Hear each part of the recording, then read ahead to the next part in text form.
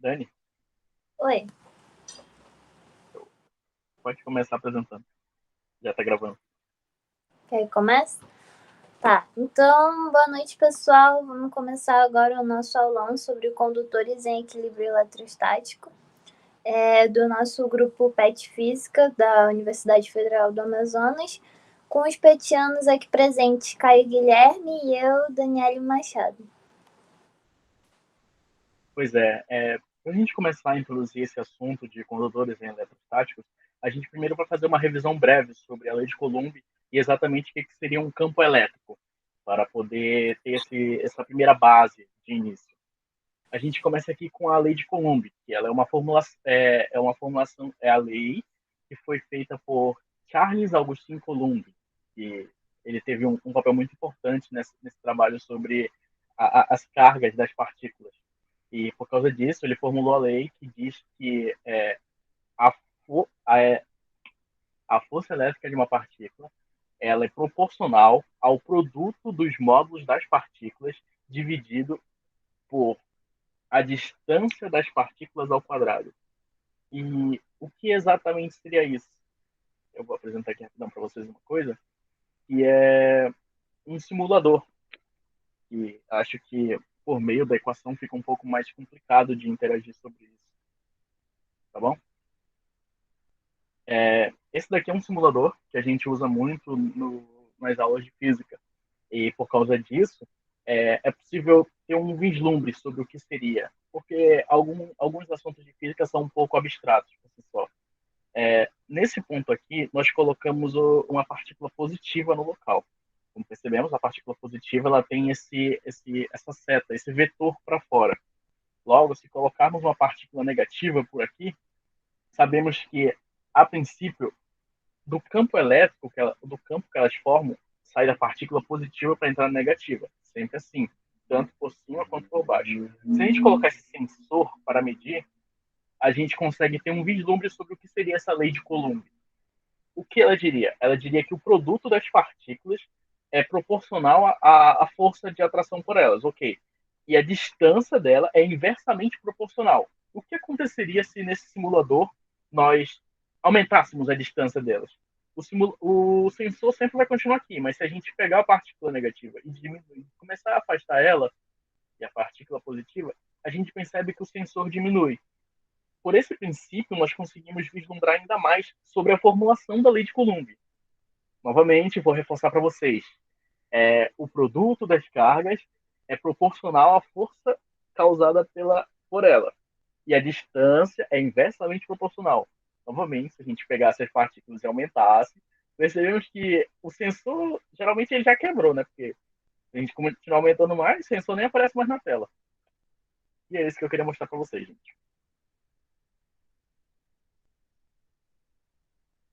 Daniel?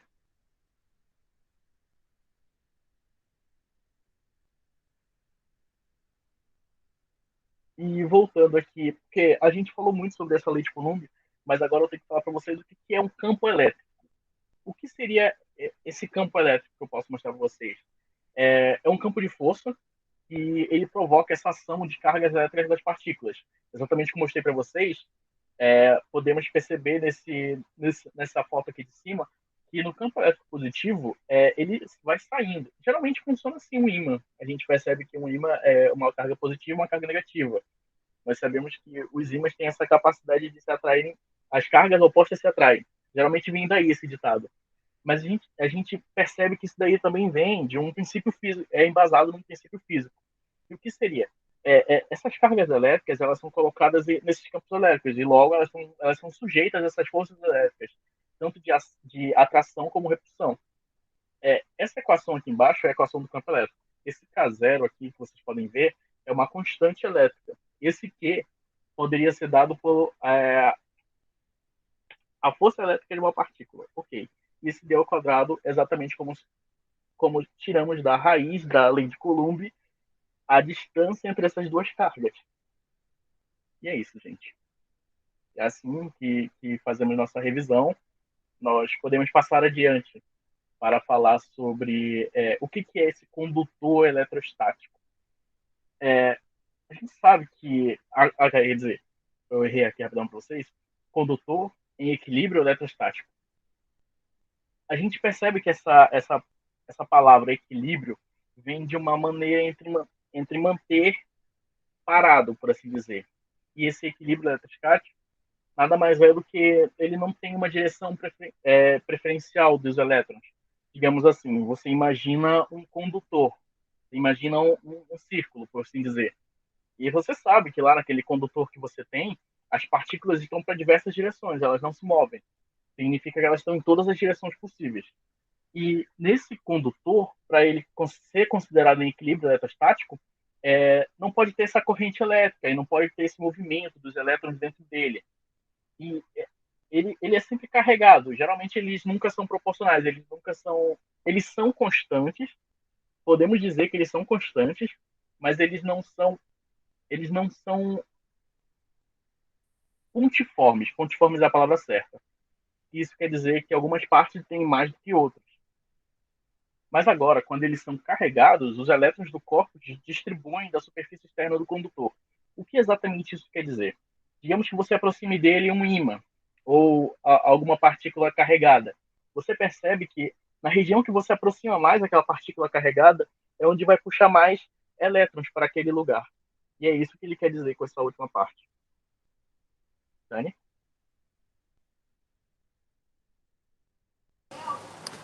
Então, continuando essa parte sobre o condutor em equilíbrio, explicando melhor o que o Caio quis dizer, é que, por exemplo, um condutor eletrizado em equilíbrio eletrostático, além dos prótons e os elétrons que normalmente se neutralizam, como ele está eletrizado, vai haver um excesso de cargas, sejam elas positivas ou negativas. E como esse excesso de cargas eles possuem o mesmo sinal, então, lembrando que cargas de sinais iguais se repelem, essas cargas vão tender a se repelir e ficar o mais distante possível uma das outras. E como o Caio disse, elas vão tender a ficar aqui em volta da superfície do nosso condutor. Campo elétrico interno nulo. Beleza, a gente já viu que as nossas cargas elas tendem a ficar aqui em volta do nosso condutor. Mas quando a gente fala que o campo elétrico interno é nulo, a gente quer dizer que não existe um acúmulo de cargas no interior, assim como foi dito anteriormente. E então, dentro do material do condutor, o campo elétrico ele sempre vai ser nulo, justamente porque não existe esse acúmulo de cargas. E lembrando que o campo elétrico aqui dentro não tem, mas aqui bem próximo da superfície do nosso condutor existe o campo. E esse campo próximo à superfície do condutor, ele vai ser sempre perpendicular a essa superfície, que significa perpendicular, vai formar um ângulo de 90 graus aqui. E lembrando também que quando você tem uma carga em excesso positiva, o campo ele vai apontar para fora. Mas já se você tiver uma carga em excesso negativa, o campo ele vai apontar para dentro dessa carga. Potencial elétrico e campo elétrico externo. Tá. Toda a superfície do material está sobre o mesmo potencial. O que isso quer dizer? Já que, como foi dito, o campo elétrico interno ele é nulo, então não há uma diferença de potencial aqui dentro do condutor.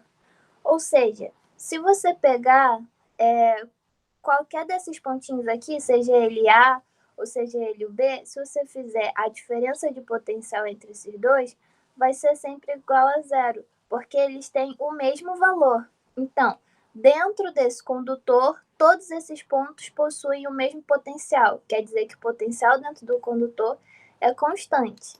Então, aqui, por exemplo, do lado, eu coloquei o gráficozinho do potencial. E aqui, esse A, ele representa justamente, a gente imaginando aqui um condutor esférico, né? Esse A, ele vai ser igual ao raio do nosso condutor. Então, a gente pode ver que aqui no raio do nosso condutor, quando a gente tem uma linhazinha assim, a gente diz que o gráfico é um gráfico linear, ou seja, é constante o potencial aqui dentro. E aí, quando ele vai para fora do condutor, ele tende a cair de acordo com a distância do ponto que a gente está se referindo. E aqui, falando um pouco sobre o campo externo, relembrando, ele é sempre perpendicular à superfície do condutor. Ok. Campo elétrico e potencial elétrico em um condutor esférico. A gente já viu o conceito sobre isso. Agora a gente quer saber um pouquinho sobre as equações e como que a gente vai aplicar elas e a relação entre elas também, né? Então, começando primeiramente pelo campo elétrico externo. A gente já viu que o campo elétrico ele é igual a zero se estiver dentro do condutor. Mas se a gente quiser verificar o campo elétrico provocado por essa carga em um ponto P, por exemplo, externo a esse condutor, a gente vai ver que ele é diretamente proporcional à carga desse condutor, carga Q, pela distância ao quadrado dessa carga. E quando você verifica também que quando você tem um ponto aqui infinitamente próximo a esse condutor, você vai verificar que esse campo ele tende a tender a metade do campo externo. Então, ficaria 1/2 de KQ sobre D ao quadrado. Já aqui no caso do nosso potencial, a gente vai verificar que dentro do potencial, o potencial interno do nosso condutor, ele vai ser trabalhado mais ou menos da mesma forma. Ele vai ser diretamente proporcional à carga e inversamente proporcional ao raio, o raio da nossa esfera condutora. Já quando ele está fora do nosso condutor, a gente vai trabalhar com o valor dessa distância D. Então, por exemplo, aqui tem a nossa carga e eu quero calcular a uma distância D.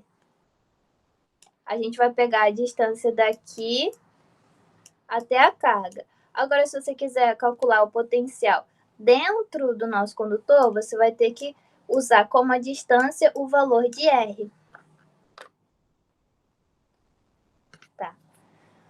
É importante verificar aqui também, gente, como que a diferença entre esses dois gráficos, porque esse tipo de coisa é bem cobrada em vestibulares. Então, aqui, o que a gente está percebendo de diferente? Deixa eu só ver se eu consigo apagar esses negócios que eu fiz aqui. Pronto. Como eu disse anteriormente, dentro do nosso condutor, o campo elétrico é zero. Então, o que a gente está observando aqui nesse gráfico? Quando você tem uma função onde o x é igual a zero, ele vai ficar aqui em cima do nosso eixo das abscissas. Então, a gente observa que aqui o campo ele é igual a zero, então a linha vai estar aqui no zero. E aí a nossa função, o gráfico da nossa função vai começar a partir de uma superfície bem próxima aqui do nosso condutor, mas ela não existe aqui dentro. Agora, se você comparar com o gráfico do potencial desse condutor, você vai verificar que aqui, ó, aqui é o gráfico do raio pela distância, tá? Só lembrando. Na distância aqui, que é igual ao raio do nosso condutor, a gente verifica que no potencial ele vai ser linear, ou seja, a gente verifica que é constante, e da mesma forma que o campo, ele vai diminuindo de acordo com a distância quando chega na parte externa ao condutor. Lembrando que o campo ele diminui com o quadrado da distância e o potencial ele só diminui com a distância. Beleza. Então, capacitância eletrostática de um condutor isolado. O que é importante da gente saber? Então, quando dois elétrons estiverem ao mesmo potencial, armazenará mais cargas quem possuir maior capacitância. O que isso quer dizer? Capacitância de um condutor isolado, por exemplo, vou fazer um desenho aqui, É verificado experimentalmente que se você tiver uma carga aqui, você tiver aqui 2Q, você vai verificar que esse 2Q aqui, ele é proporcional a 2V. Se você tiver uma carga 3Q, você vai verificar um potencial 3P. E o que isso quer dizer para a gente? Isso na física, a gente pode representar dessa forma, que Q é diretamente proporcional ao seu potencial. Isso é verificado experimentalmente, tá? Então, quando você diz que tem duas grandezas que são proporcionais, você precisa de uma constante de proporcionalidade. E a nossa constante de proporcionalidade é justamente a capacidade eletrostática de um condutor. Então, essa capacitância, perdão. E aí a gente vai chamar esse Czinho aqui de capacitância. E aqui, verificando no caso da capacitância de um condutor esférico, a gente verifica que ele é diretamente proporcional ao seu raio. E aí a gente vai ver aqui o porquê. Ó, essa equação aqui, se vocês verificarem, é igual a essa, certo? Você só está isolando o C, você passou o V dividindo para o outro lado. Então, a nossa capacitância vai ser igual a Q sobre V. Sabendo que o potencial, a gente viu anteriormente, ele é igual a K, que é a constante eletrostática, vezes Q, que é a carga, vezes o raio. A gente pode cancelar aqui, né? Q por Q. E aí vamos verificar, passando esse R aqui para cima, que a capacitância de um condutor esférico, ele é diretamente proporcional a R. Lembrando que quando você tiver dúvida, é diretamente proporcional aqui em cima, inversamente proporcional aqui embaixo. E aí vamos lembrar o que eu disse lá no início.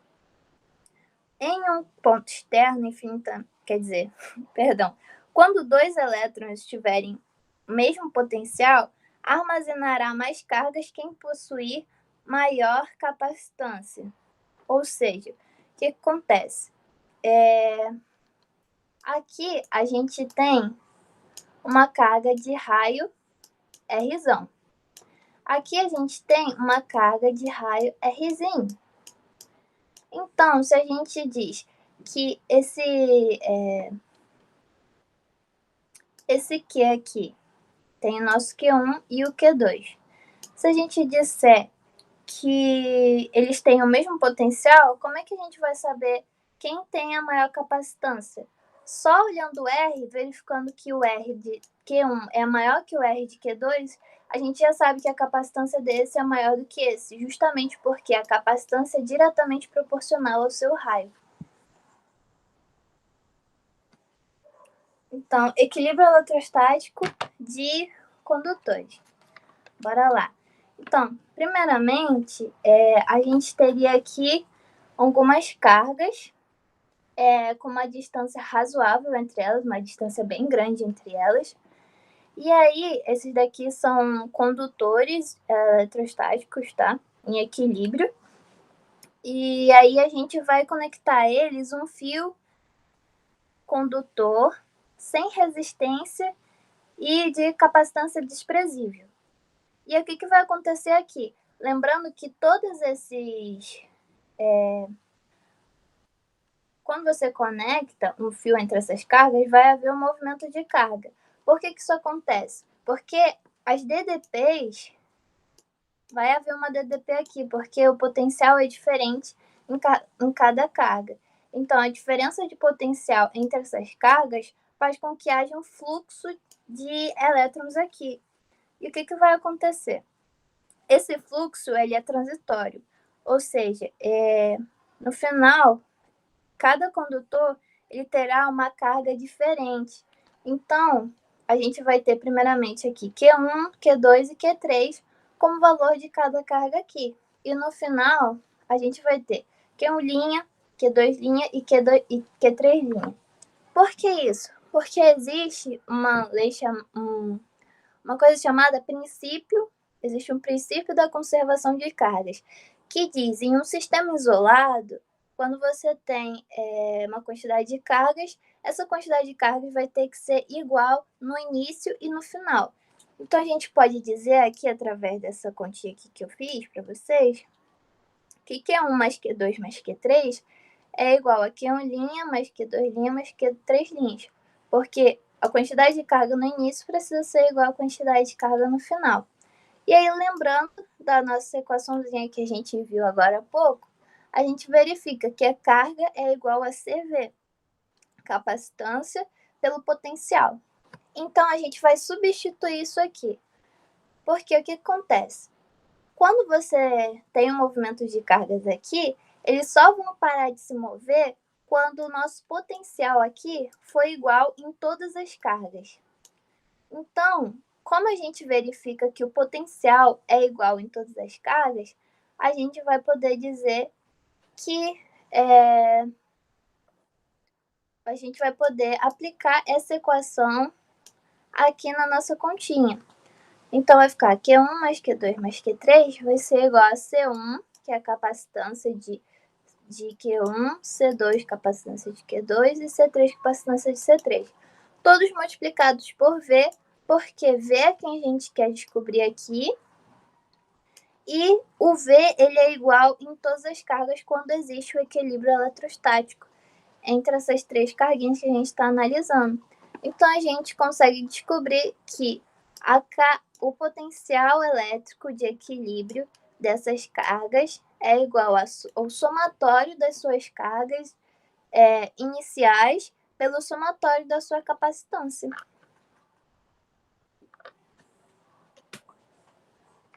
E agora a gente também pode falar sobre um fenômeno que acontece por causa da. A gente sabe que o campo interno é nulo, ok.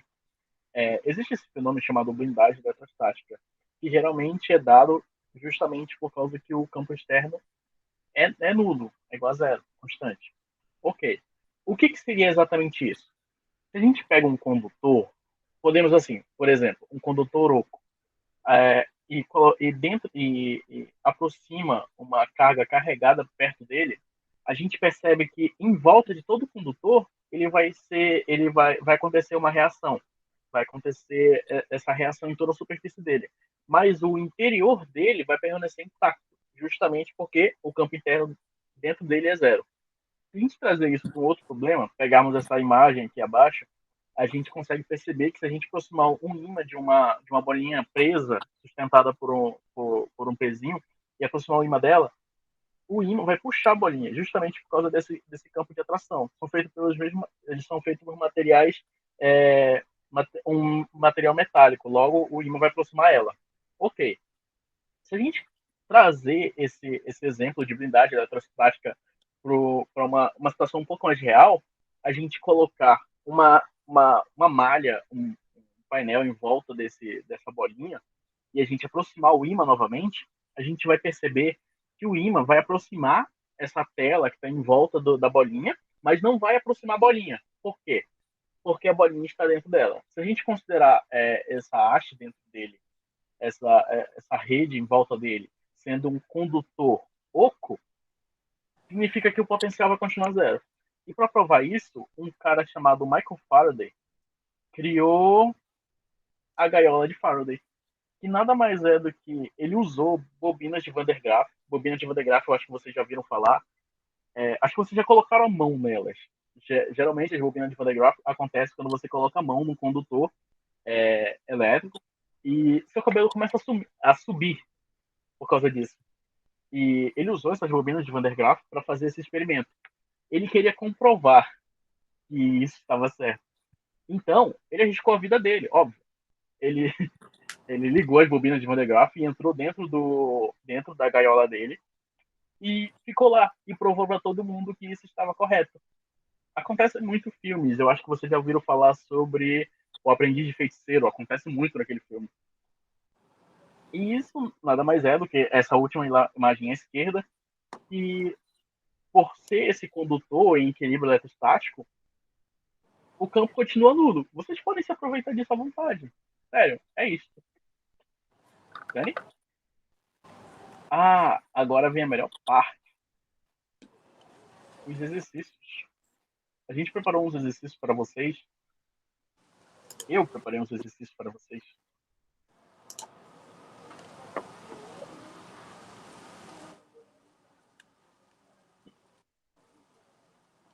Acho que vocês já começaram a ver os exercícios aqui.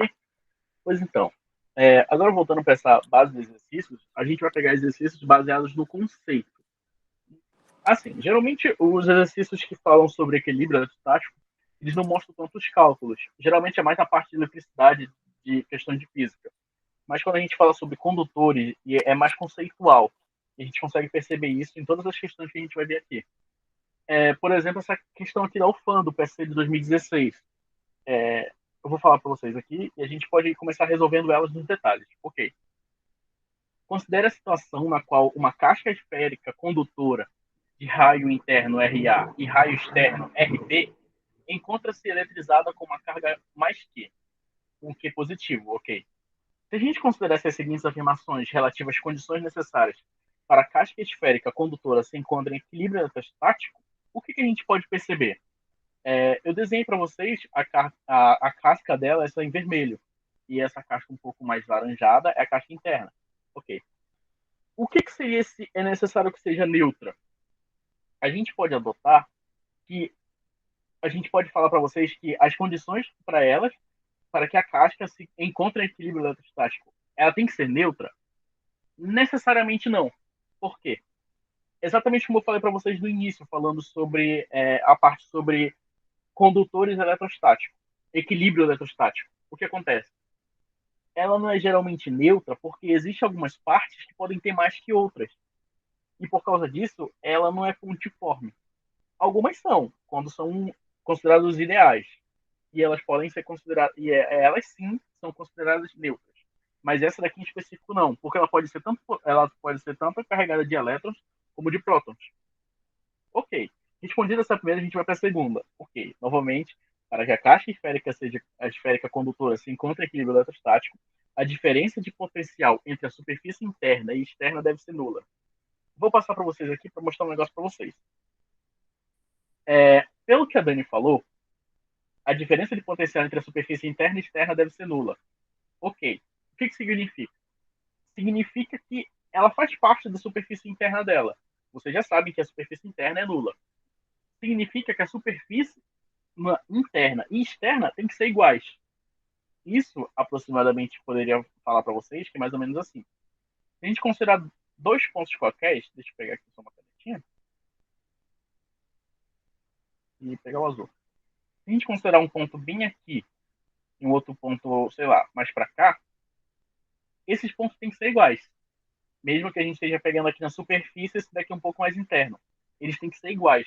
Justamente por esse princípio de que o potencial interno tem que ser igual a zero. E para ele ser igual a zero, ele tem que ser igual ao outro potencial. Isso nos leva a quê? Que essa afirmação é verdadeira. Ok. Eu sei que eu coloquei a resposta aqui que ela é verdadeira, mas eu vou falar para vocês por que é verdadeira. Bora lá. O campo elétrico no interior deve ser nulo. Acho que essa daqui, só por eu falar isso daqui, não tem muito o que explicar.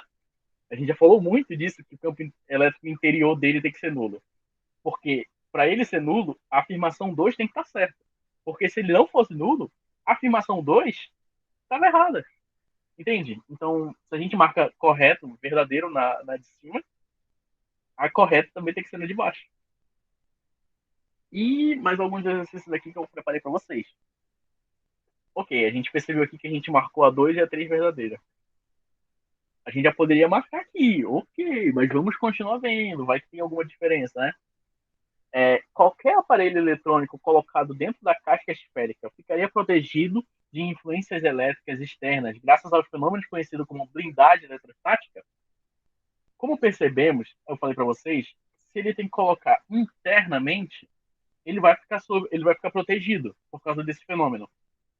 Então a gente considera a 4 também verdadeira. Ok. Seguindo para a próxima afirmativa, o potencial elétrico no interior deve ser nulo. Ok, até aí tudo bem, certo? Até aí tudo bem. Se houvesse uma diferença de potencial entre dois pontos qualquer da casca, os elétrons livres estariam em movimento e não haveria equilíbrio e não haveria equilíbrio eletrostático. Ok. O que isso quer dizer? Isso quer dizer que digamos, se você pega um referencial na superfície dele, significa que a distância sempre vai ser menor do que o referencial que a gente adotou. Isso implica que o potencial dele é dado por esse daqui, que é constante, é igual ao módulo da carga dividido pela distância onde ele está. O módulo pode ser o próprio R. Ok, isso implica que se ele for diferente de zero, significa que a afirmativa é falsa por isso. E o que significa? Esse primeiro ponto aqui, o potencial elétrico interior deve ser nulo. Mas esse segundo ponto, onde se oferece uma diferença de potencial de 2 qualquer da casca, é o que torna ele falso. E é por isso que essa quinta alternativa também é falsa. E a gente, eu sei que eu marquei aqui falsa também, mas se a gente só olhar aqui o enunciado, a gente percebe por que ela é falsa. O campo elétrico fora da casca esférica condutora deve ser diretamente proporcional à carga Q e ao raio externo. O que ele quer dizer com isso daqui? Ele tem que ser diretamente proporcional à carga Q. Se a gente pegar esse daqui do campo elétrico, e esse daqui é a constante, a carga, a distância. O que torna essa afirmativa falsa? Eu pergunto para vocês que estão aqui agora na sala comigo. Ok? 5 segundos, ninguém falou nada. Posso falar? Posso falar. Essa daqui é uma afirmativa. Então, ele conclui que isso daqui seja uma verdade. Mas isso é falso. Justamente porque o fora tem que ser igual ao dentro. E ele diz aqui diretamente proporcional. Só que ele não é diretamente proporcional, justamente por causa do D. Isso é o que torna ela falsa. Logo, se a gente for para marcar aqui com vocês, a afirmativa correta, a D. Deixa eu apagar aqui para não interferir no próximo slide. E a gente vai para esse segundo exercício aqui, que é da Escola de Especialista na Aeronáutica.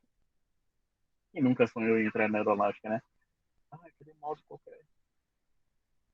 Tá, ok. Considere as seguintes afirmações a respeito de uma esfera homogênea carregada em equilíbrio eletrostático. Vocês podem responder se vocês quiserem, tá bom? Ok. As cargas elétricas se distribuem pela superfície da esfera independentemente do seu sinal. 5 segundos? Verdadeiro. Por quê? Se a gente tiver essa esfera, esse equilíbrio eletrostático, ela logo vai se distribuir. Por quê? Porque a gente conclui que ela seja ela é a gente idealiza ela sendo pontiforme, todos os lados iguais. Ok. Todos os lados iguais não. Multiforme significa todos os lados têm a mesma intensidade.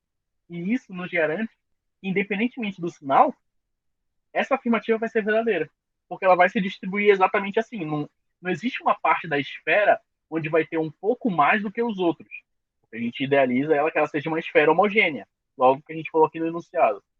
A respeito de uma esfera homogênea. Se a gente falasse de uma esfera não homogênea, digamos assim, uma parte um pouco mais de relevo do que as outras, vou até desenhar aqui para vocês para ficar um pouco mais, não ficar tão arbitrário. Se a gente pegasse assim, ok, uma carga, mas esse daqui tivesse gigante assim, imagine que esse daqui é uma esfera, ok, mas só que ela tem esse potencial aqui, um pouco, esse relevo um pouco mais acentuado, isso desconsideraria a nossa afirmativa, significa que ela seria falsa. Mas como a gente não está se tratando deste referencial, e sim de uma esfera homogênea, logo pelo enunciado a gente percebe que ela é verdadeira. Ok, novamente eu coloquei verdadeiro aqui, mas a gente tem que explicar por que é verdadeiro. Na superfície dessa esfera, o campo elétrico é nulo. A gente sempre bate nessa tecla que o campo interno e o campo externo tem que ser iguais. Se um é nulo, o outro também vai ser nulo, porque na superfície é igual ao campo interno. E é isso. Terceira, na superfície dessa esfera, o campo elétrico é normal à superfície do seu interior e no seu interior ele é nulo. Vocês sabem exatamente o que seria essa normal? O que seria essa normal? Esse daqui é o campo da superfície, tá bom? Exatamente como a Dani ressaltou, ele é o meio do campo elétrico externo. O que seria o campo externo? Você pegar uma carga de um outro ponto e calcular a constante multiplicada pela carga dividido pela distância entre eles estar. O que torna essa afirmativa verdadeira? Ah, não! Desconsidera essa equação aqui era da 2, é para reforçar porque a 2 está certa. Tudo bem? Me desculpem por isso aqui. A gente vai para o 3. 3. Na superfície dessa esfera, o campo elétrico é normal à superfície. O que seria exatamente isso? Vou mostrar para vocês aqui uma canetinha. Você pega uma esfera e você considera que essa afirmativa 1 está verdadeira, ok? O que significa exatamente? Se a gente pegar vetores aqui, eles apontam nessas direções. Todos os, todos os pontos ao redor da esfera apontam em todas as direções. O que seria exatamente aqui? Esses vetores são perpendiculares à superfície da própria esfera. E se ele é perpendicular à superfície normal da esfera, está certo a afirmativa. Porque é exatamente o que ele disse aqui.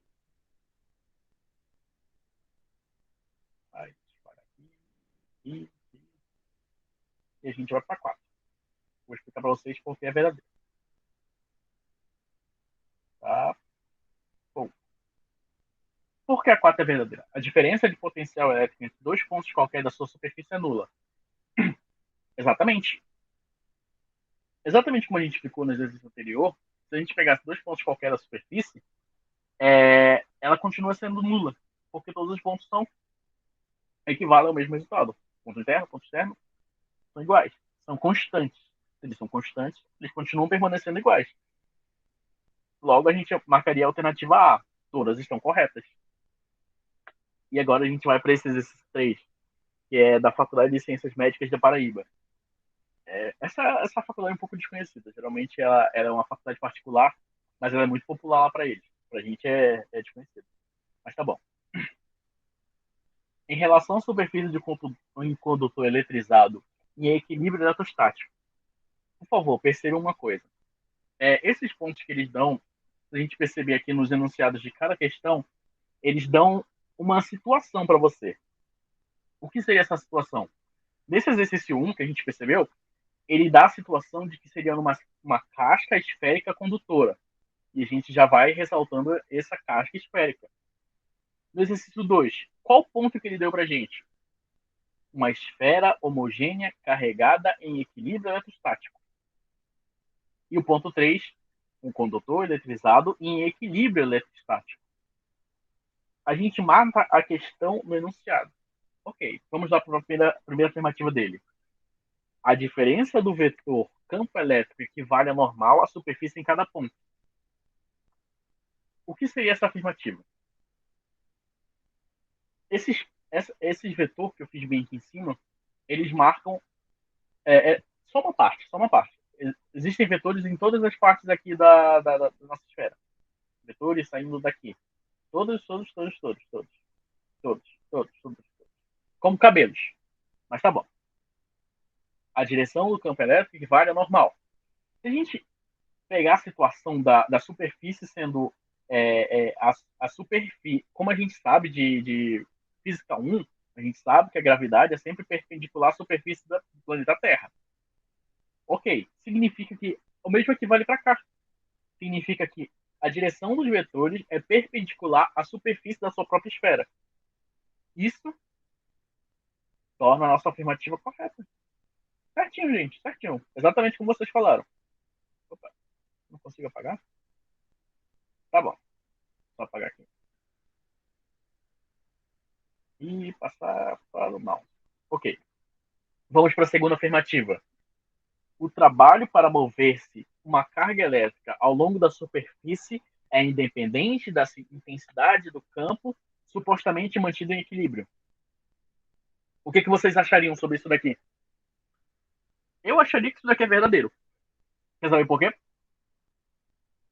Deixa eu passar aqui. Daqui está a resposta para vocês, tá? Letra B. Mas eu vou mostrar para vocês por que a letra B. O trabalho para mover-se de uma carga elétrica ao longo da superfície, independente da intensidade do campo supostamente mantido elétrico. O que isso aqui significa? Se a gente pensar no campo elétrico sendo o E, e o campo elétrico externo da superfície o campo elétrico externo é a mesma coisa que o campo elétrico interno, significa que isso aí, exatamente como vocês falaram, significa que vai permanecer igual. O que seria esse trabalho? Trabalho. Ok.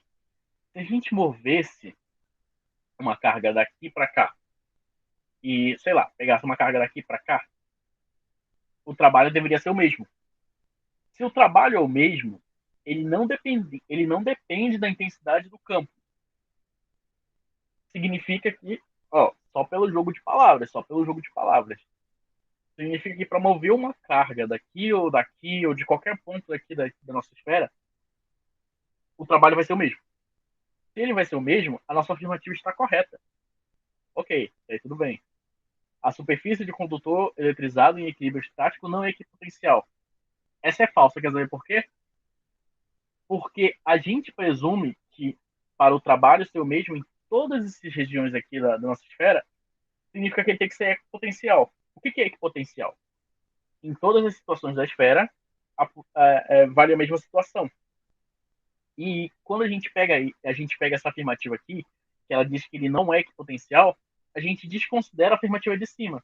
Digamos assim, se você marca aqui a superfície não é equipotencial, se ela não é equipotencial, significa que o trabalho para mover a carga ele dependeria da intensidade do campo, mas ele não depende. Então, por você marcar essa questão anterior como verdadeira, essa questão é falsa. E a gente já percebe por aí, pelos detalhes. Ok. A gente vai para essa última afirmativa. Marquei como falso. Mas por que falso? Se alguém me falar, eu dou um pix de R$2. Ninguém vai falar? Poxa, vocês vão perder R$2, mano. Perderia não, mas tá bom. Ok. Existem linhas de campo ligando dois pontos da superfície do condutor. O que seria isso? Lembra quando eu falei para vocês que teriam linhas saindo de toda a nossa esfera, toda ela, dependendo dela. Desculpa essa daqui torta, tá? Mas ela é reta. Toda ela. O que significa? Se uma carga é positiva, ela vai sair. Uma carga negativa, ela vai entrar. Mas o que seria essa ligando dois pontos da superfície?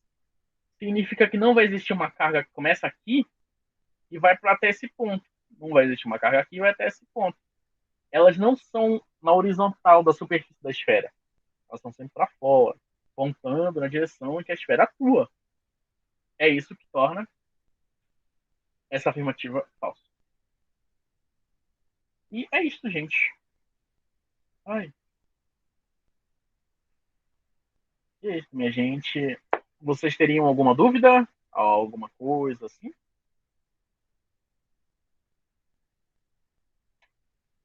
Se vocês não tiverem dúvida, eu acho que acabamos aqui o nosso aulão.